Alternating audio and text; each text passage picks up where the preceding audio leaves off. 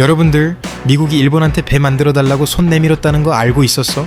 세계 최강 미국이 스스로 군함 수리도 못하는 나라가 됐거든. 조선업 세계 점유율 0.1%, 천척 중 한 척, 그 빈자리를 중국이 채웠어. 지금 중국은 전 세계 선박의 절반 이상을 만들고 있고 전함 보유 척수도 이미 미국을 앞질렀어.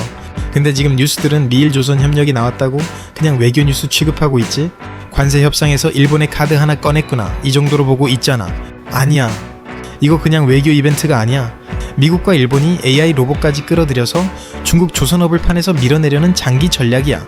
그리고 이 게임에 한국도 이미 200조 원짜리 베팅을 한 상태고, 그래서 오늘은 미일 AI 조선 로봇 연합에 진짜 속내, 그 뒤에 숨겨진 경제 전략 싹 다 뜯어왔으니까 딱 집중해봐. 먼저 현황부터 보자. 미국 조선업 점유율 0.1%라고 했잖아. 이게 얼마나 심각한 건지 감이 안 오면 이렇게 생각해봐. 동네 치킨집 사장이 치킨 튀기는 법을 까먹어서 배달 음식 시켜 먹는 상황이야. 그것도 중국 치킨집에서. 2차 세계대전 때 군함을 하루에 한 척씩 찍어냈던 나라가 지금 이 꼴이 된 거거든. 반면 중국은 뭐 하고 있어? 2024년 기준 글로벌 조선시장 점유율 53%, 절반이 넘어. 한국이 29%, 일본이 13%인데 중국 혼자 나머지 절반을 먹고 있어. 군함도 마찬가지야. 전함 보유 척수 기준으로 중국이 234척, 미국이 219척. 이미 역전됐어. 거기다 중국은 민간 조선소랑 군함 조선소를 같이 돌리는 군민 융합 전략을 쓰고 있어서 속도가 미국이 따라잡을 수 있는 수준이 아니야. 트럼프가 이걸 보고 에마스가라는 단어를 만든 거야. Make American Shipbuilding Great Again. 근데 트럼프도 알아. 혼자는 못한다는 걸. 그래서 일본이 들고 나온 카드가 세 가지야. 첫 번째, 돈. 미일 공동 기금. 미국 조선소를 살리는데 일본 돈을 같이 쓰겠다는 거야. 일본 국제협력은행 같은 정부 산하 기관을 통해 출자, 융자, 보증 형태로 자금을 댄다는 계획이고, 이름도 붙였어. 미일 조선 황금시대 계획? 이름만 들어도 뭔가 거창하지? 두 번째, 기술과 인프라. 미국 내 선박 수리 시설 정비 지원, 암모니아 연료 차세대 선박 공동 개발, 쉐빙선 공동 개발. 미군 함정을 일본 조선소에서 직접 수리하겠다는 것도 포함됐어. 이게 표면적으로는 기술 협력이지만 속을 들여다보면 미군을 일본 조선소에 묶어두는 구조야. 미군이 일본 조선소를 쓰기 시작하면 일본을 떠날 수 없는 거거든. 안보 카드야. 세 번째, AI 로봇. 이게 핵심이야. 일본 조선업 지금 심각한 인력난이야. 숙련 용접공이 사라지고 있어. 이마바리 조선 같은 대형 조선사들 현장에서 일할 사람이 없어. 그래서 일본 정부가 1년 안에 AI 로봇을 조선 현장에 실전 배치하겠다고 선언했어. 이걸 음식으로 비유하면 베테랑 주방장이 다 은퇴해서 요리사가 없는 식당에 AI 요리 로봇을 들여놓겠다는 거야. 근데 그 로봇이 기존 주방장보다 빠르고 정확하게 요리하는 거지. 직선 용접은 이미 로봇이 하고 있고 AI가 붙으면서 복잡한 곡선 구간도 자동화가 가능해지고 있어. 24시간 멈추지 않고.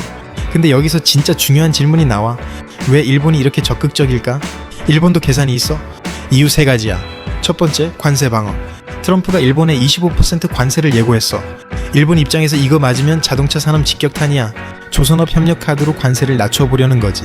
실제로 미일 관세 협상이 타결됐을 때 일본은 5,500억 달러 대미 투자 패키지를 약속했고 그 핵심에 조선업 협력이 들어가 있었어. 두 번째, 미군을 자국에 묶어두는 안보 전략. 일본은 중국과 바다를 마주하고 있어. 센카쿠 열도, 대만 해협, 북한 미사일. 미 해군의 존재가 일본 안보의 핵심이야. 미군 함정을 일본에서 수리하면 미군이 일본 조선소에 의존하는 구조가 생겨. 미국이 일본 떠나기 어려워지는 거야. 외교적으로 엄청난 레버리지지. 세 번째, 자국 조선업 AI 전환의 국가 지원 명분. AI 로봇 개발은 혼자 하기엔 돈이 너무 많이 들어. 근데 미일 협력 프로젝트로 묶이면 정부가 직접 예산을 쏟아부을 명분이 생겨. 일석삼조야. 그럼 중국은 가만히 있을까? 당연히 아니지. 미국이 중국산 선박의 입항 수수료를 매기기 시작했어. 2025년 10월부터 중국 선박 운영사, 중국산 선박에 단계적으로 수수료 부과. 중국 방산기업인 커스코, CSC는 중국 군사기업 리스트에 올라갔어. 2027년부터는 이 기업들이 공급망에 들어간 제품을 미국 정부가 조달할 수 없어. 이게 뭘 의미하냐면 중국 배를 쓰면 미국 시장에서 불이익을 받는 구조가 만들어지는 거야. 그 발주들이 어디로 올까? 한국이랑 일본이야. 실제로 올해 상반기 한국 조선업 수주 점유율이 30%까지 올라온 것도 이 흐름 때문이야. 그럼 이 판에서 체크해야 할 시나리오 두 가지 볼게. 시나리오 A, 미일 AI 로봇 연합이 빠르게 굳어지는 경우. 일본이 AI 로봇 조선소를 먼저 완성하고 미국 조선소의 기술을 이식하는 구조가 자리 잡으면 한국이 들어갈 자리가 좁아질 수 있어. 미국 시장에서 일본 선점 효과가 생기는 거거든. 이때는 한국이 AI 스마트 야드 완성 속도를 올리고 미군 함정 MRO 수주를 더 빠르게 챙겨야 해. 시나리오 B, 중국이 저가 공세로 방역하는 경우 중국이 국가 보조금을 더 쏟아부으면서 가격을 낮춰 발주를 뺏어오려 할 수 있어. 이때 한국이 LNG선, 암모니아선 같은 고부가 가치 영역에서 점유율을 지키고 있으면 버틸 수 있어. 근데 중저가 선박시장에서 중국이랑 싸우면 답이 없어. 가격전은 중국이 이기거든. 리스크 포인트도 짚고 넘어가자. 세상에 100%는 없으니까. 일본도 한계가 있어.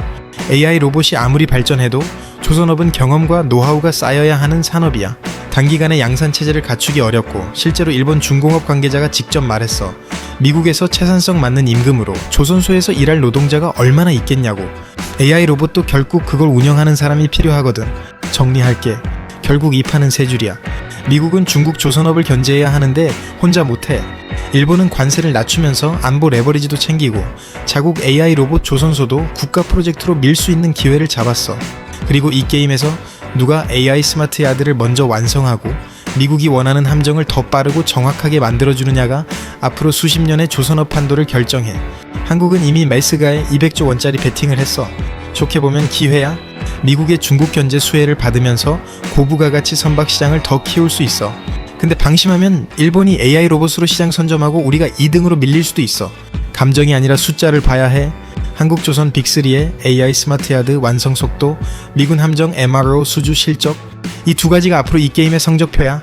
오늘 이야기 진짜 도움됐다 싶으면 좋아요 한 번씩 시원하게 꼭 눌러주고, 궁금한 종목이나 궁금한 경제 뉴스 있으면 댓글로 알려줘. 내가 또 밤새서 이런 도움되는 리포트 뒤지고 팩트체크해서 다음 영상으로 가져올게.